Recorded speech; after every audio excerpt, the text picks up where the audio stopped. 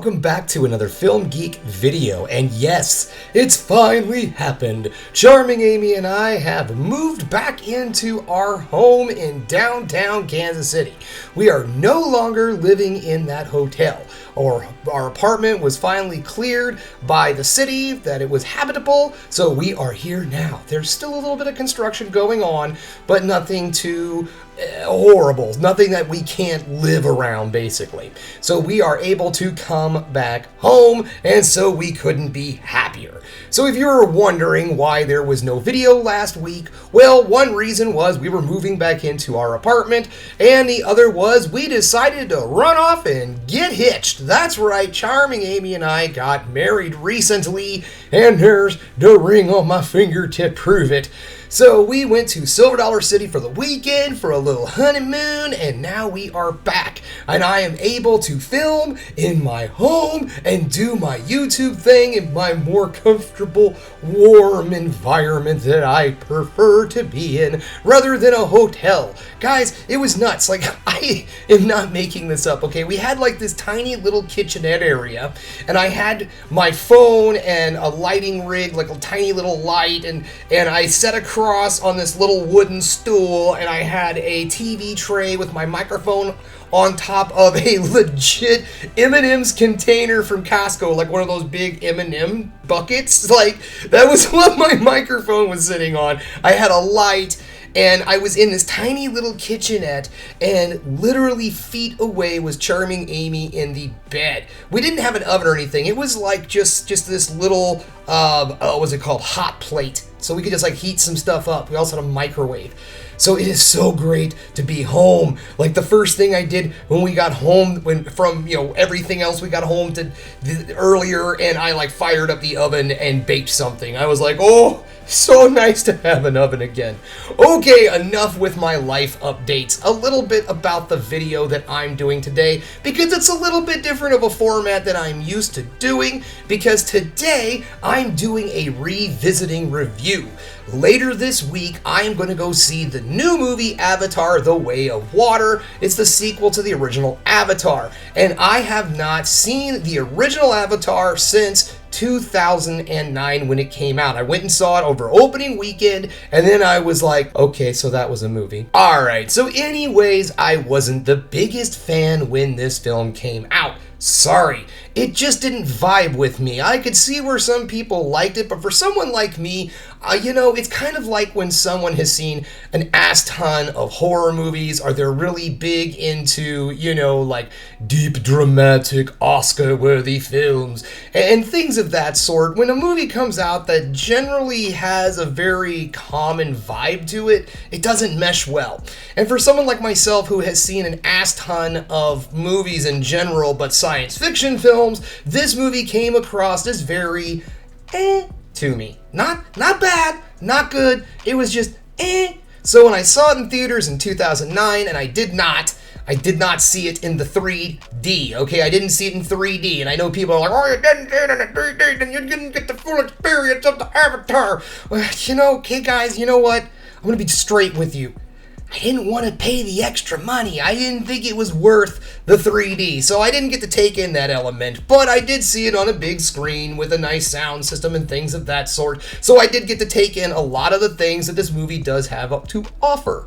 So, anyways, first off, I'm going to start this off with my feelings about the film when it first came out, and then the other day, as soon as we got back from Silver Dollar City, I legit sat down, I drank a G Fuel, and I powered through Avatar so that I could see Avatar in time to make this video and go see Avatar: The Way of Water and get caught up on things. Maybe see if I feel differently about the franchise before I go. So here we are, my original thoughts on the film.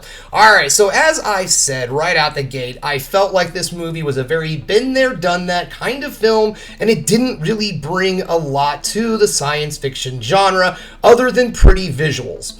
Now, I'm not going to sit here and go through every single one of the movies that this film rips off, apparently, because honestly, no, it doesn't rip anything off. It does. I mean, seriously, if I want to, I could totally play like 6 Degrees of Kevin Bacon with the plot of this film, going back to movies like Little Big Man, A Man Called Horse. Yeah, I can go ahead and say the obvious ones like Ferngully and Pocahontas and whatnot. But believe me, there are plenty of movies out there about somebody being taken in by an indigenous tribe and learning their culture and their ways. That's not an unoriginal. It's not something that hasn't been done before, okay? And there's a lot of sources for this. So saying that, I feel like I was unfair because I was on board with that in the beginning because I felt like I was very been there, done that. All right, so I am really sorry about that. But here's some reasoning why maybe the story felt especially the message. That's something that I want to focus on, really, is the message, the environmental message that this film held. And a lot of people are like, we've been there, done that. Well, here's some facts, okay?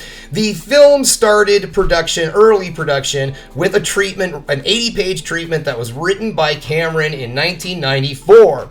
And then in 1997, after Titanic was a massive success, Fox said, okay, you can make Avatar. Cameron then realized that the filming techniques that he needed in order to make the perfect Avatar movie did not exist yet. So he decided not to do the film until it existed. Then in 2005, he sat down and wrote the actual script. 2005, 2006, somewhere around there. Anyways, Avatar starts development. It is then released December 18th, 2009 in the United States. It was released in London, I believe, on the 10th, and then in the United States, the 18th, everywhere. So, anyways, the film is dated, but I do believe that has a lot to do with the fact that it was kind of written, the concept came up with everything a while back. Now, that being said, those were my biggest issues with the film. Was, of course, it felt very been there, done that for science fiction, and again, the message that it was trying to deliver, the environmental message, also felt pretty oversaturated in science fiction at the time this movie came out. Okay, so I didn't really enjoy the film. I thought it was okay at best. My kids loved it. We went as a family to go see the film, and they dug the movie like a lot. They really loved this movie. And I was just kind of like, okay, well, hey, the kids love it, that's something. At least somebody got some enjoyment out of it. Big deal, I wasn't a big fan. Alright, so years later, 13-ish years later, now here we have the sequel.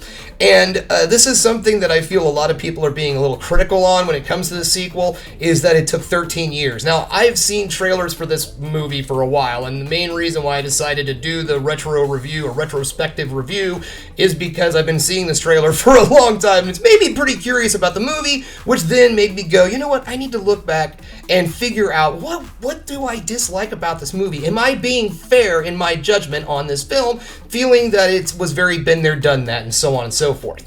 So this is what I came up with.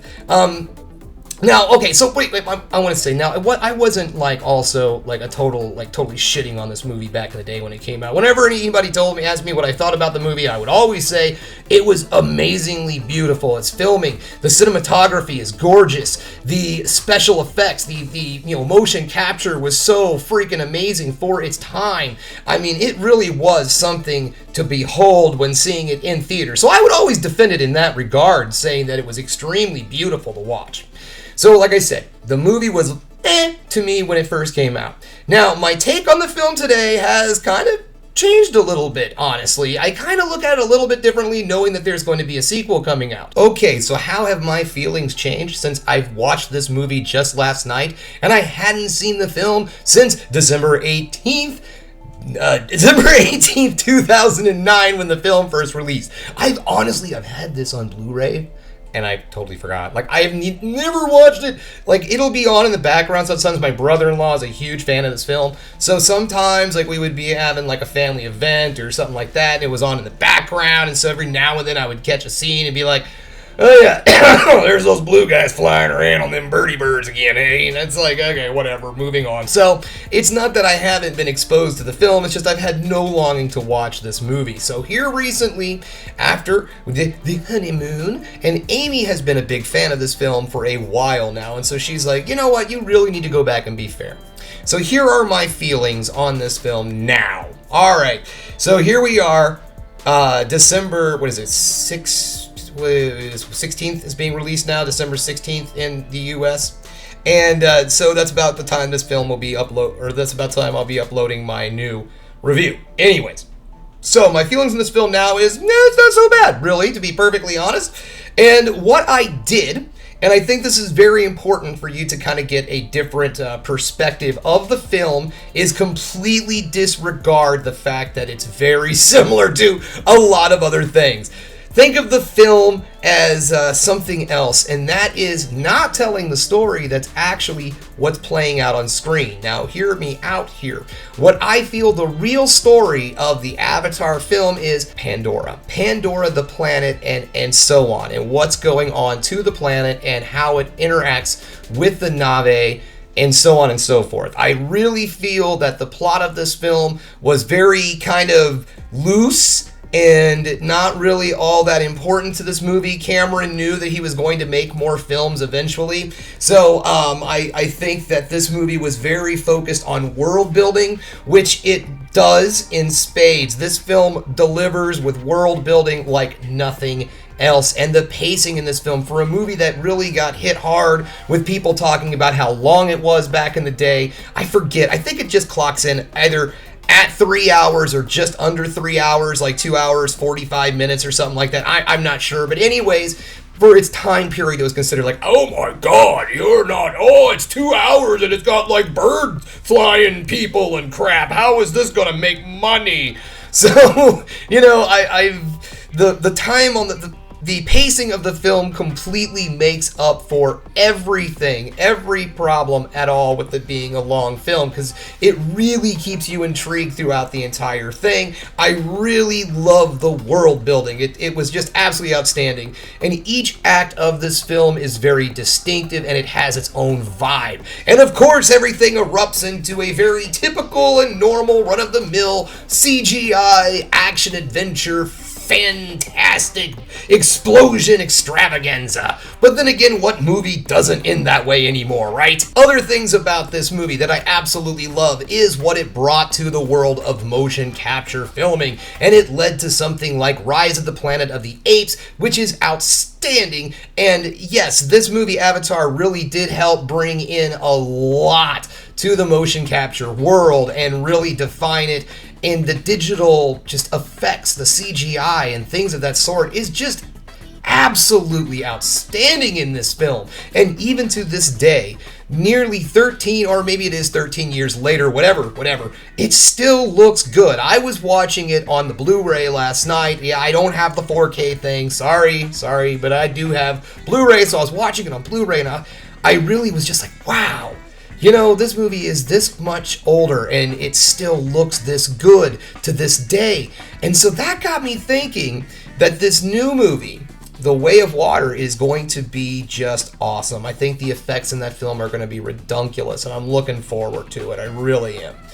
So yes, the world building, the characters, unfortunately, I did not ever find the characters super interesting or anything, especially our main character, so I'm hoping we get a little bit more in depth. I was really more interested in the world building. It really was something that I'm looking forward to learning more about Pandora, the Na'vi, they're different, what seems to be different tribes. Okay, and this is something I gotta make this comparison really quick, and this is just, I don't know if you want to say this is a negative or positive, but James Cameron, I got a question for you, buddy. Okay, so the first film is something that people will compare to a movie, Dances with Wolves, and it's starring Kevin Costner. And now you have Avatar, The Way of Water, and what is your deal with Kevin Costner movies? So at the end of the day, what I learned is my perspective of the film has changed a little bit, and I do look at it a little differently now here in the future, the world of tomorrow. I have a new aspect, and the thing is that this film did for me, going back and watching Avatar, and why I highly recommend watching the original Avatar. It's on Disney Plus. Check out Avatar, the original Avatar, before you go, so you can really take in the film and see exactly how much things have gotten better in the world of motion capture, or maybe worse? I hope not worse. I hope I hope the 13 years that it took to make this movie was worth it. And for God's sakes now, James, look at me, James, can we get a Blu-ray for True Lies? So in conclusion, I'm really looking forward to see the new movie that's coming out later this week. So keep your eyes open for my review of Avatar: The Way of Water. Okay, guys, that's all I got for you today. Thanks again for checking out The Film Geek. If you liked what you saw here today, go ahead and subscribe to the channel, ring that bell for notifications, and give me the old thumbs up so I know you like what you're seeing. And if there's one more thing you could do, folks, that is keep watching movies. You know I'm gonna.